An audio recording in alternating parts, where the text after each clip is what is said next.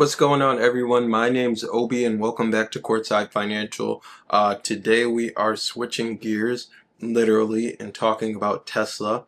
Now, I know most of you guys are here for NIO, but it's not a good strategy to only watch your own company or your own stock if you're really trying to understand the market, whether you're an investor or an enthusiast, someone who's just trying to understand the market. So you've got to watch the whole game, and Tesla just made a move that's either brilliant or absolutely delusional that has yet to play out. Elon Musk just announced that the Cybercab, Tesla's Robotaxi with no steering wheel, no pedals, and no controls is going into production in Q2 2026. That's 7 months away. And he's claiming it'll cost 10 cents per mile to operate. For context, current ride sharing is about $1 per mile. Google's Waymo is about $3 to $5 per mile. So either Musk is about to revolutionize transportation economics, or this is just another one of his wacky promises that he never lives up to, or hasn't lived up to, I should say. Let's dig in. First, let's establish what we're actually talking about here. The Cybercab is Tesla's vision for a fully autonomous taxi. And when I say fully, I mean fully. This thing has no steering wheel, no rear view mirrors, no pedals, no manual controls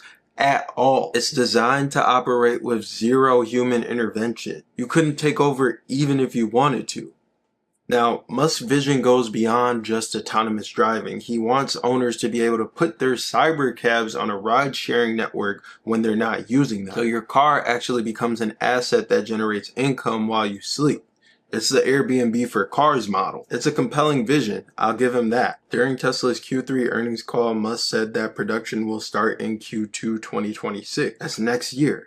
7 months away, and Tesla's already doing real-world testing at the Fremont test track. So this isn't vaporware anymore. This is supposed to be happening. But here's where it gets interesting, you guys, and by interesting, I mean concerning. Let me lay out the disconnect because it's pretty stark. Tesla's current Robotaxi fleet in Austin and San Francisco, they still have safety monitors. In Austin, the monitor sits in the passenger seat. In San Francisco, they're in the driver's seat. Their job is to hit emergency shutdown if anything were to go wrong. So Tesla's current autonomous vehicles, the ones being tested right now, they still need user supervision. But the Cybercab has no wheel, no way for humans to take over. It's 100% autonomous or nothing. Musk recently said Tesla's Robotaxis will be available in Arizona. That's where I live. So if it does come live, I'm obviously I might hop in one actually and just do a vlog or something for you guys. But Arizona, Nevada, and Florida by the end of the year, and supposedly they won't need safety drivers anymore in Austin. Now, I'll give it to them. That's progress, but we're going from still need safety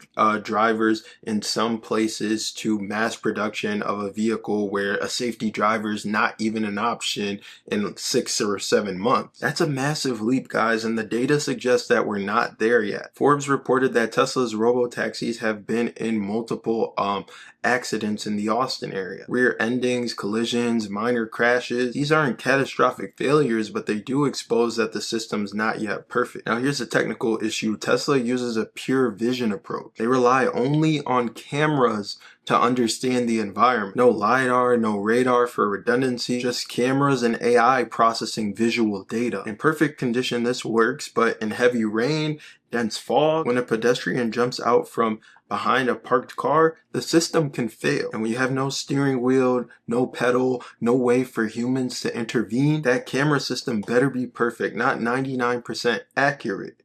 Perfect, not 99% accurate. I'll say it again.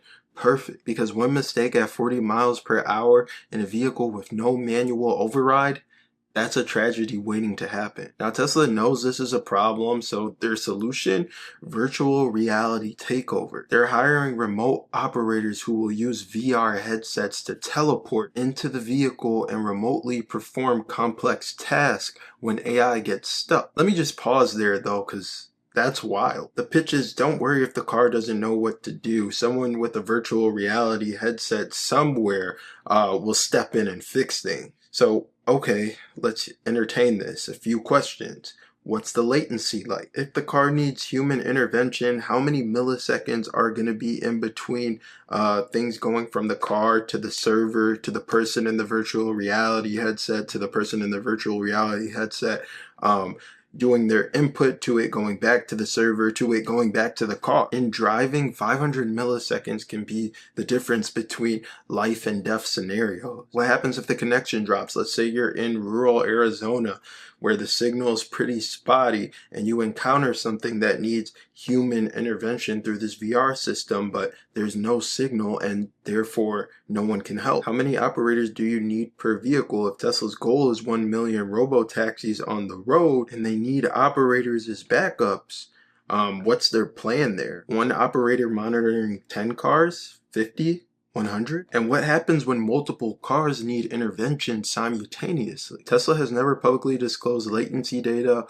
or stability metrics in poor connection environments or the operator to vehicle ratio that they're planning. The VR operator idea feels less like a robust safety system and a more like a let's put a band-aid over this and don't ask us any questions type of deal. Okay, so the technology at this point in time is questionable, but let's talk about the economics because that's what gets this whole conversation intriguing. Musk claims a Cybercab will cost under $30,000 to produce and operate at 10 cents per mile. Current ride sharing is $1 per mile. Google's Waymo is $3 to $5 per mile, and Baidu's Radish run in China is about 40% more expensive than typical ride hailing. If Tesla hits 10 cents per mile, that's a 10x advantage over regular ride hailing, and that's a 30 to 50x advantage over Waymo, which is pretty popular. At that point, you're cheaper than public transport in many cities. You're 1/20th of the cost of Uber. That's not incremental improvement, that's disruption. And here's Musk's plan. Tesla will operate some Cybercabs directly,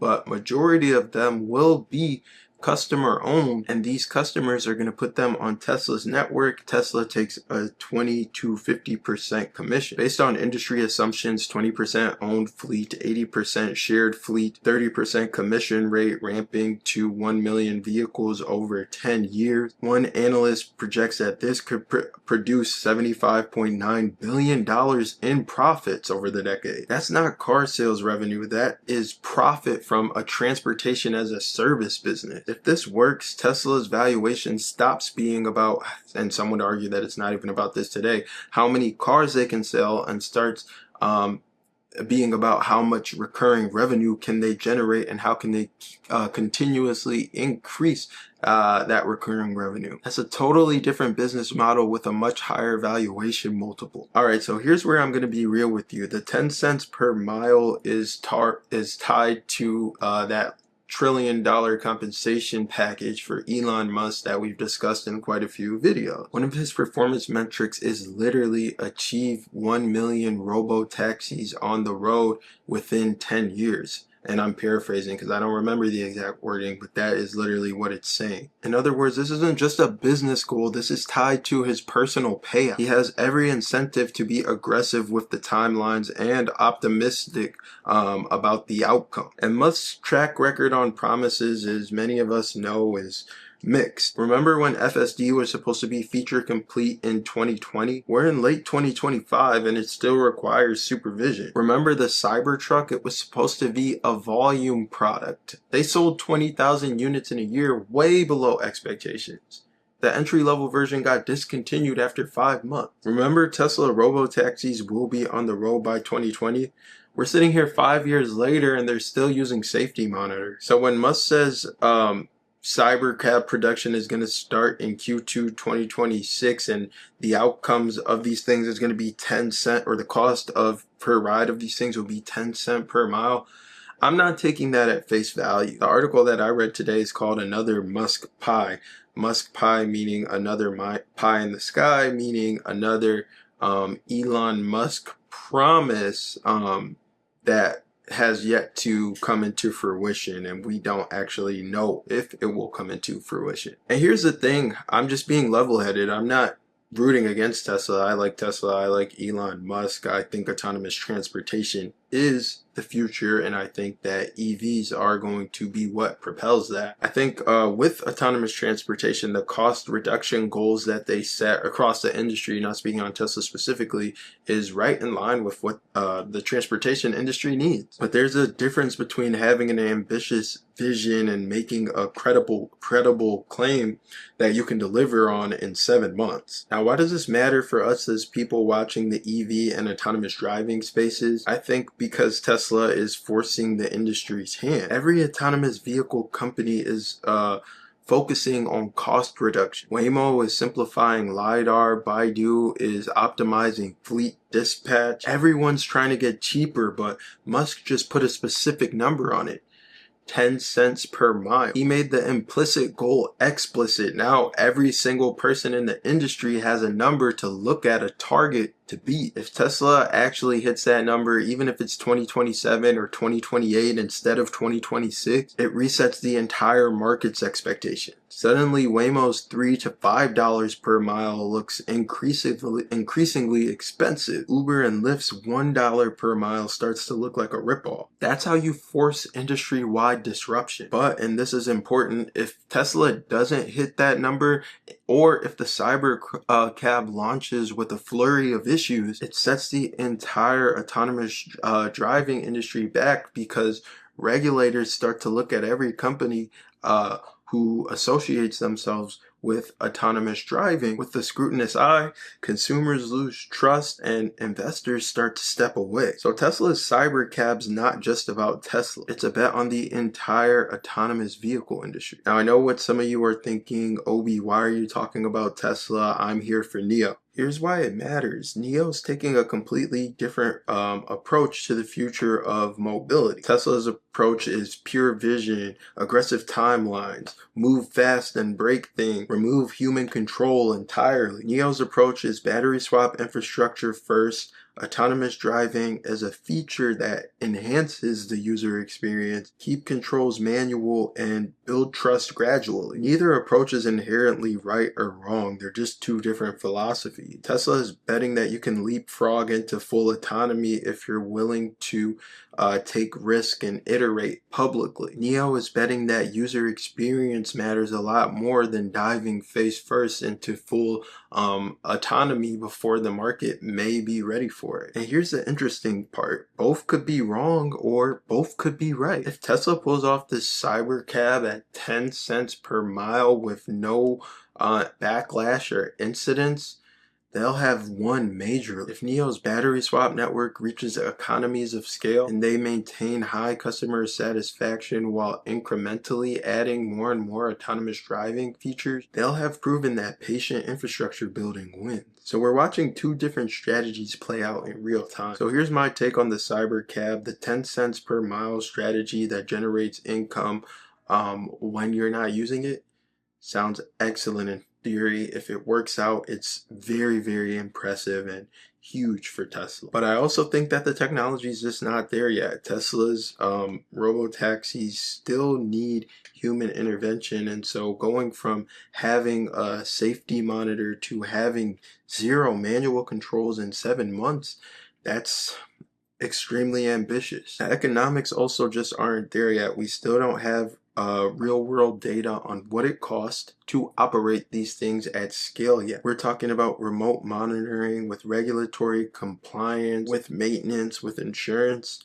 These things are surely probably going to cost more than 10 cents per mile when you factor in everything and really do the accounting. And Musk's credibility is strained. He's missed timelines before. He's overpromised before. This might be another example. But let me make it really clear. What I'm not saying is that this is impossible. I'm not saying that Tesla will fail. What I am saying is that the gap between announcement and reality is pretty wide right now. But anyways, that's it for this episode of the Courtside Financial Podcast. If you found this episode useful, insightful, helpful, at the very least entertaining, make sure you hit the like button, make sure you hit the subscribe button, leave a comment down below. I want to know what you guys think. How come Tesla's allowed to make these type of promises and they don't get as much flack as NIO when NIO makes targets and misses targets? Let me know down in the comments below. I don't even know what day it is, Wednesday. I'll see you guys in the next episode of Courtside Financial. This is Obi signing off. Have a good evening.